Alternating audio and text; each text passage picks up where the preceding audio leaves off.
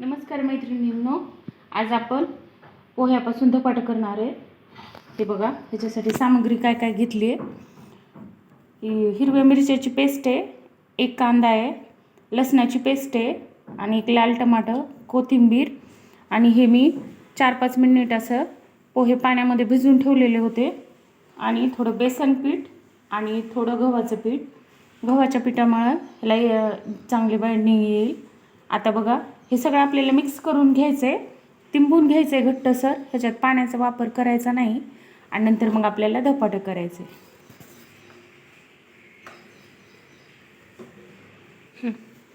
हे बघा, असं घट्टसर तिंबायचं आहे, ह्यामध्ये पाण्याचा वापर करायचा नाही आहे आणि थोडं तेल टाकायचं आहे यामध्ये।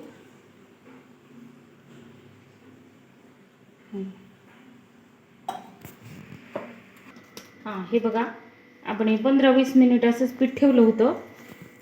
आता ह्याची धपाटी करूया आपण। असं रेस्टमध्ये ठेवल्यानंतर एकजीव होते आणि चव चांगली येते। चला आता आपण पातळसर असं धपाटं करूया।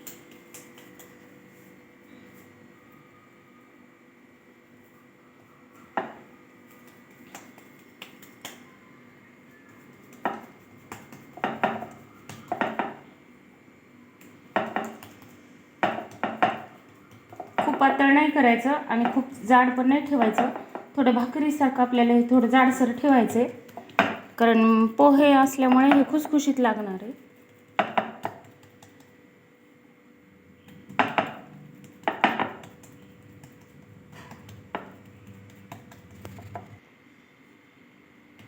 हे बघा, असं थोडंसं जाडसर ठेवायचं आहे। तव्याला मी तेल लावलेले आहे आणि मस्तपैकी तवा पण गरम झालेला आहे। आता आपण हे टाकू ह्यावर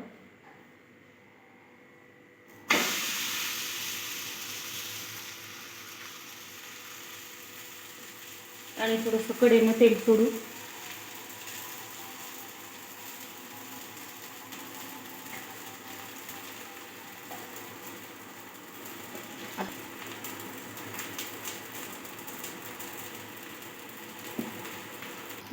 हे बघा, आता आपण ह्याला पलटी करूया।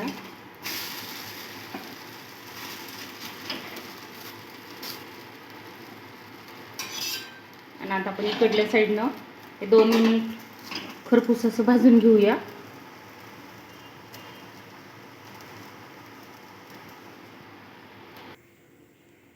हे पहा, आता आपलं असं दोन्ही साईडनं खरपूस असं धपाटं भाजलेलं आहे आणि हे पोह्याचं असल्यामुळं हे खूप जास्त असं भाजायचं नाही आहे, वरून फक्त कडक होऊस तरच आपल्याला हे भाजायचं आहे। बघा, अशी खरपूस अशी चव आलेली आहे आणि आपण आता हे दही आणि शेंगदाण्याच्या चटणीबरोबर खाऊ शकतो। आणि हे धपाटं थोडं जाडसर जरी ठेवलं ना तरी मधातून खूप छान चव येते ह्याची, त्याच्यामुळे हे थोडं जाडसर पण ठेवायचं आहे धपाटं आणि वरतून फक्त असं कडक होईपर्यंत आपल्याला हे तव्यावर शेकायचं आहे। बघा किती छान आहे झालेलं आहे हे।